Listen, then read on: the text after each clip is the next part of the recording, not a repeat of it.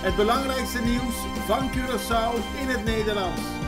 Extra Journaal, vers van de pers. Goedemiddag en welkom bij het Extra Journaal voor vandaag 4 mei 2024. Meer salaris bij verhoogde productie. De wachtlijsten moeten eerst omlaag. Dan pas kunnen medische specialisten in aanmerking komen voor een salarisverhoging. Dat stelt minister van Financiën Javier Silvania, die ook belast is met gezondheidszorg. Volgens de wet normering topinkomens wordt het salaris van alle specialisten die in dienst zijn van het ziekenhuis afgetopt. Hier is veel kritiek op gekomen. De minister heeft een werkgroep in het leven geroepen die met voorstellen moet komen om de toekomst van het nieuwe ziekenhuis, de Curaçao Medical Center, te waarborgen. Een van de punten waar de werkgroep zich over moet buigen is de salarissen van de specialisten. De werkgroep heeft een eerste rapport uitgebracht die op 24 april aan de Raad van Ministers is aangeboden. De Raad heeft besloten om het document door te sturen naar het ministerie van Volksgezondheid voor nadere bestudering en om met gebalanceerde maatregelen te komen voor de salarissen van specialisten, maar ook om de lange wachtlijsten voor medische behandeling terug te dringen. Het CMC heeft in het verleden al instructies gekregen om met oplossingen te komen voor de lange wachtlijsten. Dodenherdenking op 4 mei. Ook op Curaçao wordt jaarlijks op 4 mei stilgestaan bij de doden die tijdens de Tweede Wereldoorlog zijn gevallen. De officiële herdenking vindt plaats bij het Monument der Gevallenen aan het Waaigat en begint om 9 uur. Om 10:30 ochtends is er ook een kranslegging bij de militaire begraafplaats aan de Rode Weg. Iedereen die geïnteresseerd is kan aanwezig zijn.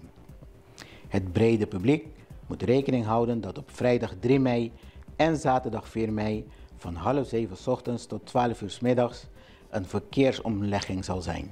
Dit in verband met de dodenherdenking. Vrijdag zullen alle geuniformeerde diensten die deelnemen aan de herdenking op zaterdag een generale repetitie houden. Vrouwen zijn geen eigendommen van mannen. Vrouwen zijn geen eigendommen van mannen. Deze opmerkelijke, maar ook logische uitspraak deed een rechter recentelijk tijdens de behandeling van een rechtszaak over huiselijk geweld. De man GH van 46 jaar wordt beschuldigd van het mishandelen van zijn ex-partner. Hij zou haar hebben geslagen, geschopt en haar bij het haar te hebben vastgepakt en meegesleept. Volgens de vrouw heeft ze de relatie met haar ex na 8 jaar afgebroken omdat hij haar constant bedreigt en ook beledigt, vooral als hij gedronken heeft. Volgens de man is hij boos geworden omdat hij zijn ex met een andere man in een auto zag zitten. De rechter heeft de man op boze toon aangesproken op zijn gedrag en duidelijk hebben aangegeven dat de vrouw niet zijn eigendom is om mee te doen en laten zoals hij wil. Hij heeft de dader een voorwaardelijke straf van 4 maanden opgelegd en een taakstraf van 40 uur. Huiselijk geweld is een serieus probleem op het eiland. De politie heeft de handen vol met het bemiddelen in dit soort zaken. Strafblad parlementariër niet opgeschoond. Het gerecht in Den Haag heeft een verzoek van parlementariër Eduard Braam om zijn strafblad op te schonen afgewezen. Braam was in 2021 ministerskandidaat, maar heeft zijn kandidatuur ingetrokken omdat hij 20 jaar geleden een voorwaardelijke straf kreeg opgelegd door de medische tuchtraad voor het plegen van ontucht met een minderjarig meisje. Het Hof op Curaçao heeft onlangs besloten dat dit volgens de screeningswet van Curaçao geen reden was om Braam niet te benoemen. Daarna heeft Braam een verzoek ingediend bij het gerecht in Den Haag om zijn strafblad op te schonen, omdat hij na 20 jaar nog steeds hinder hiervan ondervindt, vooral in een kleine gemeenschap als die op Curaçao. Het gerecht heeft besloten dat dit geen reden is om zijn strafblad op te schonen. Er moet een beslissing worden genomen voor de toekomst van arbeid. Dat heeft minister van Sociale Ontwikkeling, Arbeid en Welzijn Roetmilde Larmonie Cecilia gezegd tijdens de viering van de Dag van de Arbeid op 1 mei. Volgens de minister moeten sociale partners met elkaar in dialoog gaan om te beslissen welke kant men op wilt in de toekomst. Voor het eerst sinds jaren hebben al de 3 vakbondcentrales op het eiland besloten om de 1 mei-viering samen te organiseren. In het verleden werden 2 verschillende vieringen georganiseerd. Voorzitter van de vakbondcentrale CGTC, George Hernandez, riep ook op tot meer saamhorigheid tussen sociale partners. Ook riep hij op om een einde te maken aan de discriminatie tegen werknemers.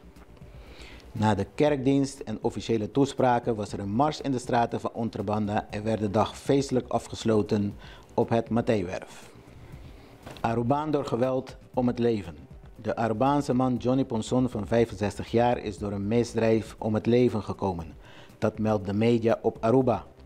Ponson woonde in de Bijlmer in Amsterdam.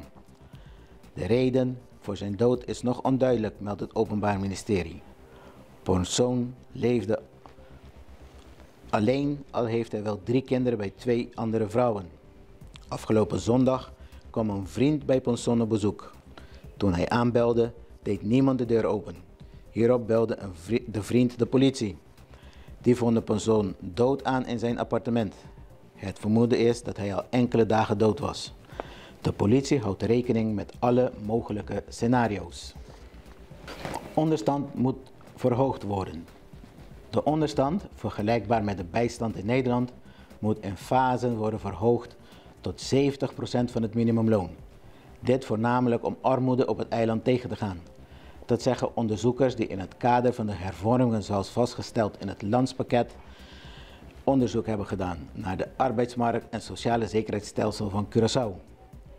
Op korte termijn moet de onderstand verhoogd worden naar 30% voor alleenstaanden en 52% voor gehuwden van het minimumloon. Verder wordt er aanbevolen dat het ouderdomspensioen, minimumloon en onderstand ook jaarlijks automatisch worden geïndexeerd. Ook dit in het kader om armoede tegen te gaan. Op termijn moet er ook een soort werkloosheidsuitkering worden geïntroduceerd voor werknemers die 12 jaar of langer in dienst zijn geweest van hun werkgever en hun baan zijn kwijtgeraakt.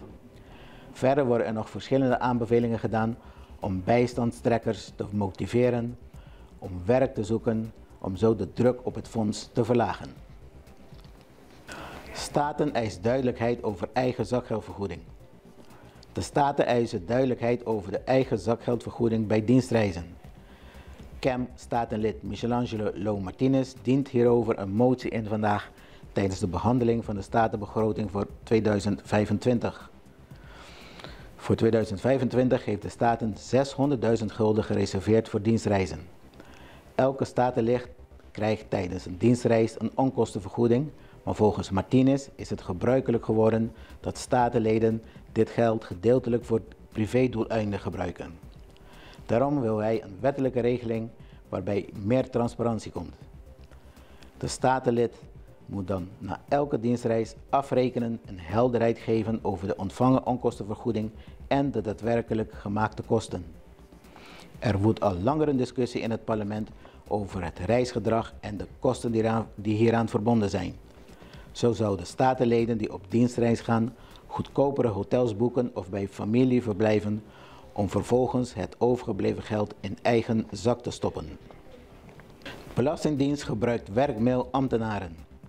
De Belastingdienst stuurt ambtenaren via hun werkmail een aanslag voor nog niet betaalde belastingen.